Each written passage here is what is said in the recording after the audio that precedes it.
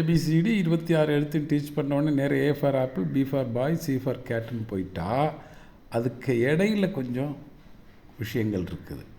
அதுதான் பேஸ் மட்டம். இது பேஸ் மட்டம் வீக்காக இருக்க போய் தான் பையன் இங்கிலீஷ் பேச மாட்டேங்கான். Name of the letter A B C D. அப்புறம் சவுண்ட் ஆஃப் த லெட்டர்னு ஒன்று இருக்குது. அது அந்த ஒவ்வொரு லெட்டருக்கும் ஒவ்வொரு சவுண்டு இருக்கும். அந்த சவுண்டையும் அதோட அந்த ஆல்ஃபபெட் சொல்லிக் கொடுக்கும்போது பயன்படுத்தி டீச் பண்ணணும். இப்போது B A N K name of the letter. If a இன் இக் பேங்க் அது சவுண்ட் ஆஃப் த லெட்டர். இப் இ எல் டு இது sound of the letter. So name of the லெட்டரும் சவுண்ட் ஆஃப் த லெட்டரும் ஒரே மாதிரி சொல்லிக் கொடுக்கணும்.